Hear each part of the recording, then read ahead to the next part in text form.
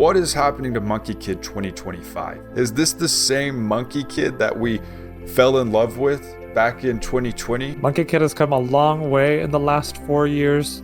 For better or for worse, what started out as a huge giant bang with a cool new theme, has it gone uphill, downhill, been a little all over the place since it began? 2025 will be very telling with these first two sets as to where Monkey Kid may be headed. Yeah, what do you think, Daniel Lewa? Because I feel like the theme is diminishing and diminishing. I don't know if they're trying to wean off of Monkey Kid or something, but we're getting less and less sets, at least with the last two waves came out. The last wave was what, like 4 sets? This wave's only 2 sets. We're subdividing. Soon, we're going to have half a set. Let's look at Erlong's Celestial Mech. I'm dying to know what you think about it, because I know you're an Erlong fan. And I know how dope Erlong is in Journey to the West and everything. I think this is a very beautiful, if not simplistic, mech for Monkey Kid. Mechs have come so far over the last few years for both Monkey Kid and Ninjago. So anytime a new mech comes out in any of these themes, it's a huge uphill battle that it has to face in order to be compared to any of these. This one, right on the heels of both Ninja's Ring of Fire mech and Cole's Dragon Titan mech, it kind of falls somewhere in the middle, where I love how it's a little zanier than something like the Titan mech, where it has the cool celestial dog motifs for the shoulder armor, some of the very elegant Chinese stylings along the thighs and stuff like that. On the other hand, it's also missing a lot of the crazy flair that we've come to expect from Monkey Kid mechs, namely Ninja's Ring of Fire mech. Do you really think of this much gold when you think of Erlong? And maybe this is just a personal thing. Like, we've talked about the overuse of gold in LEGO themes, specifically Ninjago suffers from this quite a bit, where they love to use the very, very strong color of gold. And in both of these two new Monkey Kid 2025 sets, it seems like gold is one of the primary colors. Something that I really love about the original Erlong minifigure from the Heavenly Realms set a couple years ago is it has purple accents on it. So it's like a black, white, gold, purple. This strips out the purple and is basically just the black, white, gold, which is very clean. It's very nice, but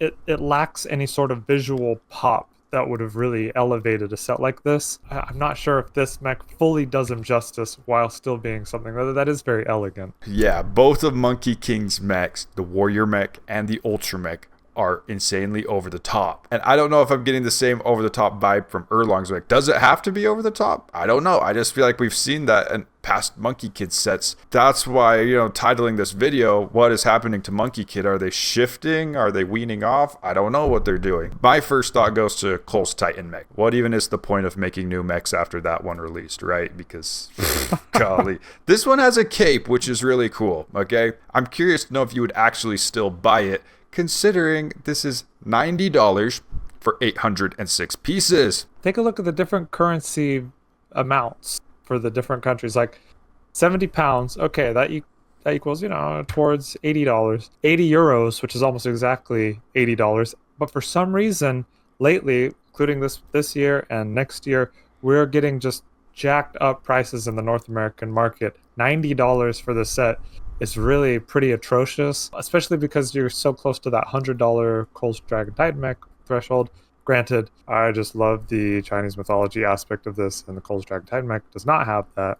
And so that elevates this and makes it a little more meatier, you could say. I think what's going to make that a little more worth it are the minifigs. And this is really the main reason to get this set, besides having a really nice looking mech, is the return of Erlong in a beautiful new outfit.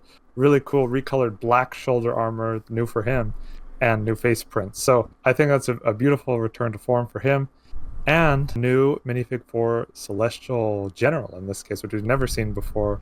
Looks really nice. Can we talk about this dumpling mold? This new LEGO dumpling mold. Can we just take 1 second to just appreciate that? That almost makes the whole set worth it, in my opinion. We also see brand new Wukong outfit. It's really nice. It's almost kind of like a casual robe, but also warrior-esque. So it's a really nice mix between some of his more casual and more formal battle armors that we've seen before. We see the return of Monkey Kid's kind of warrior outfit from 2024. It's a really nice suit. Like, it's awesome to have. So seeing it again is fine here. And of course, a brand new print for the Celestial Dog, which we saw in the Heavenly Realms, but this is a new face print for him. Do you think Monkey Kid's suffering from a little bit of a MCU over-design problem on the printing? I don't know why Monkey Kid specifically, it's looking like kind of like what they do with the MCU suits, where it's just completely over detailed. Yeah, I could definitely see a little bit of that. I'm sure they're trying to pay homage to just the very ornate architecture and ornamental style of a lot of traditional Chinese things. So I think it does make sense here in context, but I see exactly what you're saying, that sometimes there's just a lot of lines and it's like, what do they all mean? What would you rate this preconceptually out of 1 out of 10 as a Monkey Kid fan? As a complete package, I'll say an 8. Ooh. It's really nice mech. It is posable. It doesn't quite live up to a lot of the high highs we've seen of other mechs. It's very indicative of Erlong. You get a little dinky side build. Like, I don't even know what that side build's supposed to represent for MK. Like, that's one of the worst that we've seen. Oh my gosh, I was omitting it from my brain until you brought it up. Now I'm looking at it. Not worth thinking about. No. But I mean, the last thing I'll say on this mech is that Erlong is one of the biggest, baddest antagonists for Sun Wukong in the mythology in Journey to the West. Like, he with his dog and some other people is one of the only people who could actually defeat Wukong.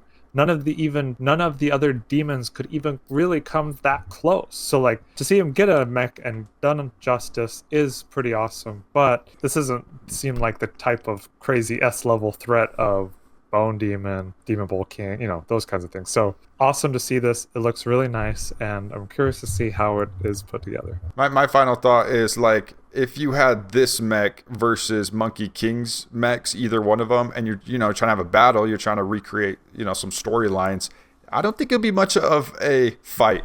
I don't know if this makes sense, but this mech is kind of on the Azure Lion level of build, not necessarily the Bone Demon or Ultra Mech type build. I'm not going to rate this because Daniel A was the expert. We're going to stick with the 8 out of 10. I mean, because for mechs, my brain goes to Cole's Titan mech as the standard. I don't think this is on that level. I don't think this is on the level of Nia Samurai X mech. Just my opinion. I think most of the Titan mechs trump this one design-wise. Maybe it's the overt goldness, or maybe it's the lack of, unique silhouette. Maybe I could just be completely tripping on something, but all the Monkey Kid fans need to let us know in the comments what you actually think of this, because that's more important. But that's not the only Monkey Kid set 2025 January 1st that we will be receiving from the LEGO group. We have the mythical creature Chileen. This is like Meowdis from China, bro. I thought this was fake when I first saw it. I'm sorry. I was like, what? What is it? It's like the Monkey Kid's Lion Guardian from 2021.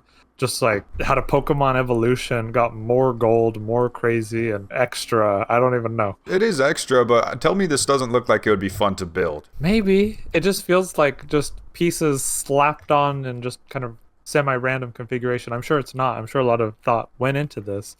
But it's just so out there as far as the design, the colors. I don't know if it really works as a complete package, sorry to say. Wow. Am I way off base there? I don't know. There's a lot of hatred coming from Daniel Leo's corner to this set. You're right, though. It's like the Lion Guardian, kind of just over the top, extra-fied. I'm just curious what like Chinese people would think about this. Is this something they would like? Because they grew up with this mythology and this culture, and maybe these more patterns and color schemes are more similar, or something that they would find aesthetically pleasing. So I would just be like so curious to know. I don't think it's actually that terrible. I do see what you're saying, how it's kind of a splattering of colors, textures, and pieces. Feels more like one of the like Chinese Lantern Festival, like a Chinese New Year type set, kind of like what we saw this year with the dragon. But the best part, I think, is that it's bringing another really awesome mythological Chinese creature into Lego form, which is the Chileen. And if you look into the mythology of these, it's really cool. It's like a chimera creature with aspects of, mammal, aspects of, it supposedly has hooves, but it's also like part, dragon or lion, like a little bit of everything. And it's pretty cool. You can see it on architecture, pottery, stuff like that. So it's cool to have that significance in here. It's just like so blaring to the eyes. Knowing the lore and the creature behind it is cool, because it looks like he does have hooves. Mo is returning, and he looks a little bit angry. He looks unhinged, bro. Like he's really angry or something. Yeah, it's the return of the Mohawk version of Mo, Big Mo, since 2022. So that's pretty cool to see. We just had kitten version of Mo for the last few years. So great return to form. Also, some really other nice figures here with the Celestial Warrior, with the same cool new helmet mold as the Celestial General, just in silver. The same torso. A returning Pigsy mold, but with Dumpling, fantastic. Brand new Sandy, with a ponytail instead of a mohawk this time. And then brand new MK and May.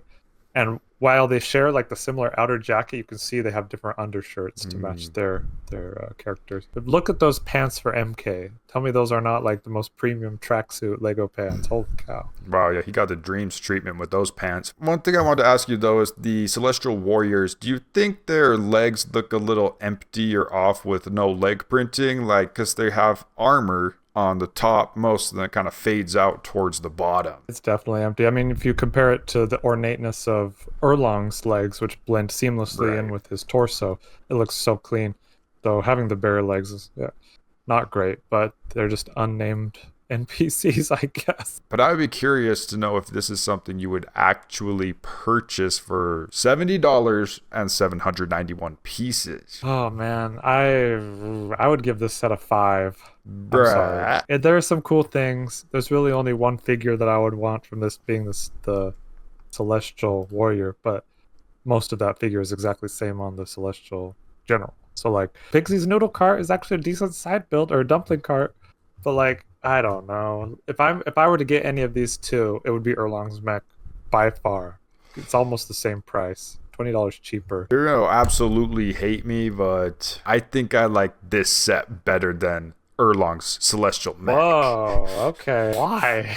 I don't know. I'm a huge mech guy. I love Lego mechs, but just something, it just seems like a really cool Chinese mythological creature. Like that would actually be cool on display rather than another super gold mech. In my opinion, I got plenty of those, but I don't have this Chileen in Lego form because this is the first one ever. It just depends. I'd be curious to know which ones you guys like out of the two. It is an okay wave, but the real kicker is it's 2 sets, and that has us extremely worried about the future of Monkey Kid, because typically the first half-year wave for Monkey Kid has been the big one. They're trying to get the Chinese New Year market. They're trying to just go big in the first half of the year. They have smaller waves second half of the year. This is the first time really where we've seen like the smallest possible wave in January. Like previously we've seen 4, 6, sometimes 8 sets for the very first wave of the year, and now we're down to 2. And so